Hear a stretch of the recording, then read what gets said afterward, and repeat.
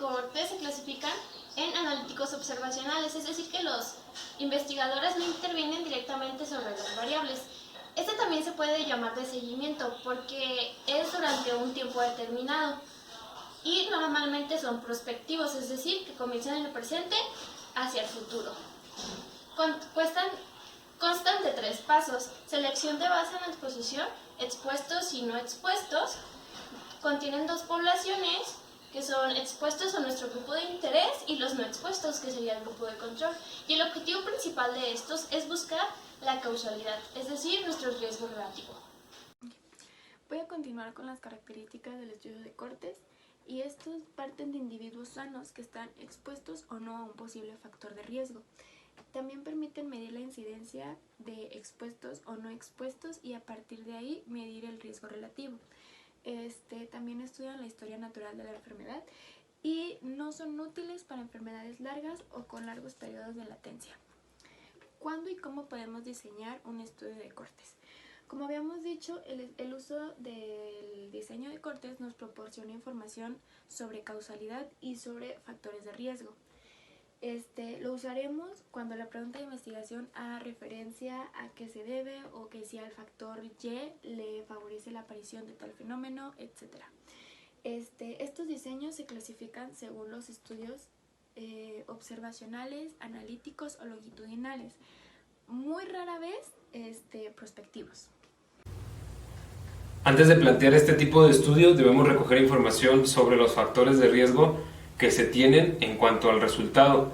Debemos de seleccionar el factor de riesgo más importante o más relevante para después hacer todo el estudio y realizar los cortes. Uno de los puntos importantes es que los sujetos deben de estar libres del evento antes de que se realice el estudio. Al comenzar el estudio, ninguno de los sujetos debe de tener, o ningún sujeto de los grupos debe de tener el evento que se está estudiando, el efecto que se espera obtener al final del estudio. Para comparar los resultados de estos dos grupos, se pueden utilizar o se deben de utilizar las medidas de asociación, tales como oportunidad relativa, riesgo atribuible o riesgo relativo. Hola, yo soy Daniel Rosas y les voy a explicar lo que es la estructura básica de un estudio de corte. Lo primero que debe de tener es el título, el cual debe ser claro y fácil de entender, que nos dirá la idea principal de lo que se estará estudiando. Después seguirá lo que es la introducción, el cual lleva el estado de la situación de los fundamentos, definiciones, clasificaciones, antecedentes del tema y epidemiología descriptiva y analítica. Después seguirá lo que es la justificación, el cual nos dirá el por qué se está realizando el estudio y qué espera conseguir con ese.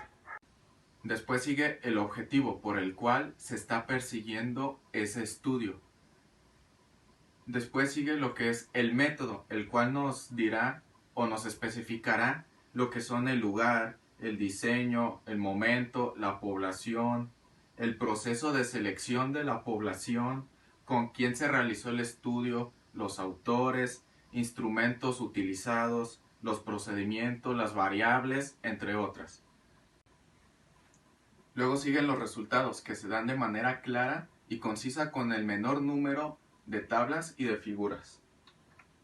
Posteriormente se da la discusión, el cual básicamente son los puntos más importantes a resaltar del trabajo, los más relevantes, en donde se mencionan los resultados obtenidos en relación con otros anteriores y diciendo cuáles son las diferencias o cuáles son las mejoras de este nuevo estudio,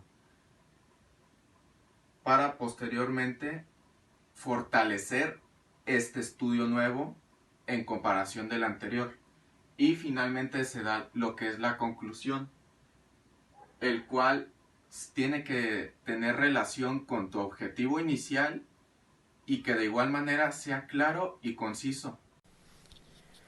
Ventajas y limitaciones de los estudios de cortes. Del lado de las ventajas tenemos que estiman la incidencia, tienen menos probabilidad de sesgos en la medición de la exposición. Y del lado de las limitaciones, tienen un costo elevado, tienen una dificultad de ejecución, no son útiles en enfermedades raras, requieren generalmente un tamaño de muestra elevado. El paso del tiempo pueden introducir cambios en el métodos y criterios de diagnóstico, probabilidad de pérdida en el seguimiento.